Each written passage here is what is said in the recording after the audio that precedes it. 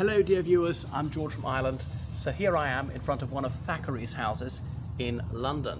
So the house of William Makepeace Thackeray. I do believe it is pronounced Thackeray, not Thackeray. There was an economics beak when I was at school. He had the surname Thackeray, and he's the only other person I've ever known with that name, as opposed to Bal Thackeray, the Indian politician, one of the doyens of Mumbai, leader of the Shiv Sena party, who died in 2012. But back to our novelist here. So this is a blue plaque that's not actually blue. It says LCC, London County Council. They began this scheme, I think I'm right in saying, in the 1870s. And I believe I'm correct in saying that Napoleon III was the very first one to have them put up. But they weren't initially blue, they're usually brown. And this scheme's been emulated by other places around the world, putting plaques on houses where famous people lived or notable events occurred. Anyway, Thackeray was a celebrated Victorian novelist. Although he's not read very much these days, they'd be considered quite turgid now. His style was of an era. So he's born in what's now Kolkata, India, in 1811, and his father was on the Board of Revenue of the Honourable East India Company. I know most people think it was utterly dishonourable, but anyway, that was the official title of the organisation, as in that British company which ruled much of India at the time, and Calcutta, as it then was the capital of British India. So when he was very little, his father died.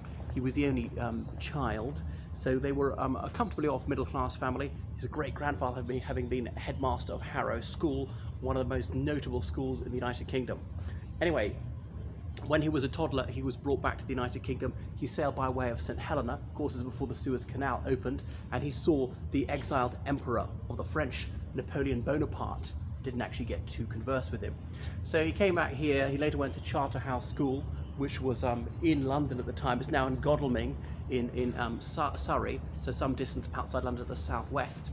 But he didn't like it at all. So he was an enormous man. He was 6'3", which is well above average height now, but back then was almost gigantic. However, he was about the ungainliest person you could ever see, and he was short-sighted. So he's no good at games. He didn't like sports that much. He went up to Cambridge for a while and studied in a desultory fashion, went down without a degree, and then he went to the Inns of Court with a view to being called to the bar, but decided not to stick with it, and just became a hack writer, writing for various magazines, often satirical pieces. So that was his métier, and he made his name in that, writing for a Punch magazine, for example. He later married Isabella, what's her surname? I can't remember her surname. Gethin's her middle name, and they had, is it 2 or 3 daughters? I don't remember. So he decided he had to make money to marry her. But in his early 20s, he got a bit of a grand tour around France and around Germany to Weimar, which was the centre of the Romantic movement in Germany. And he met Goethe when Goethe was very old.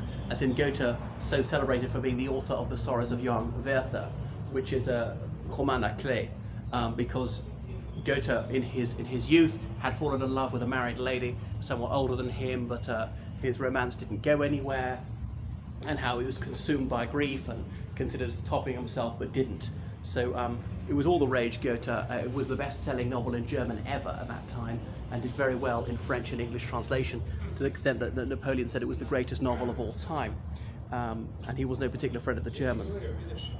So Thackeray then turned his hand to writing novels. And he wrote The Luck of Barry Lyndon, for example, who was about, well, an Irish rake, a daring young blade, who is a fraudster, assumes the identity of other people, but it's based on the story of an 18th century Irish gentleman who did just that, served in the armies of various German states, and had a tough time of it, but made good, stealing uniforms, pretending to be people that he wasn't, to be highborn. So he's meant to be a lovable rogue, but it's later turned into a Stanley Kubrick film of the 70s, just called Barry Lyndon, not The Luck of. So that was his view of life, quite cynical, I suppose. He was a little bit into politics as a Liberal, standing for Parliament, but though without success. Now, when he was writing for Punch, I think he was editor at this point, the famine struck Ireland in 1846, 1847 being the very worst year of it, and about 800,000 of us died. So sometimes from malnutrition, sometimes from, obviously, disease, as in famine, fever, and we were in a debilitated state of health. might have been able to withstand the disease were it not for the malnutrition. So there's a combination of the two kill people. So it is difficult to estimate how many people actually died from it, and sometimes it's a contributory factor, but yeah, roughly 800,000, that's the figure I go for. I know some people say higher figures, and people say as high as 2 million, which I just think is downright false. A lot of emigration as well. So even those who didn't actually die, suffered from it, still went hungry, but somehow managed to survive. But we got no sympathy from Thackeray, who thought this was an apt moment to poke fun at us. Now, I'm all for black humour, and let's just coronavirus, try and make light of it. It's not going to kill anyone cracking a joke, and it's not going to save anyone being po-faced. But it did seem to be rather cruel. Don't hit a man when he's down. So was he hibernophobic? Probably. Was he anti-Catholic? That's another question. I'm not sure that he was, actually, because sometimes people were more anti-Catholic and not rather than anti-Irish. Of course, in Ireland, something like 75% of us were Catholics, and it affected the very Catholic areas of the country more than the Protestant areas, as in the most Catholic areas would be the Atlantic seaboard. The Protestant areas would be really the eastern half of Ulster, which was not so badly hit. So I can't say I thank him for that.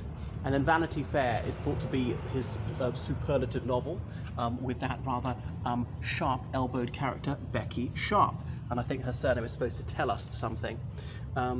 Right, anything else about him? So the most plaques you're allowed in this blue plaque scheme is 3, and he's got 3. There's one here, there's one where the Israeli embassy is, and we're not allowed to film it because it's on Kensington Palace Green, as in that area. It's got 13 diplomatic compounds on it, either embassies or ambassadorial residences. One of the only streets in the United Kingdom you're not allowed to film because it's a private street. It's a condition of entry that you don't film. And the security guards there, and there are armed police there. So he was a very wealthy man from his novels towards the end of his life. They're appreciated by Queen Victoria, amongst others. And his other place is somewhere else in Kensington, not very far away from here, about a mile that away. Not that you could see it because there are buildings in the way. So he died, and then Makepeace made his memorial sculpture, I suppose, for his grave at Kensal Green Cemetery, which had opened not so long before, which was the place to be seen dead in. People were dying to get in. Come on, the old jokes are the best. Makepeace, who was his next door neighbour but one, on Onslow Square. So anything else about Thackeray? Yeah, so look up a few of his novels, his essays. He was also a notable literary critic. I don't want to say such a great deal about him because I made another video about him in somewhere else he lived. All right, that's enough from me. Toodle pip.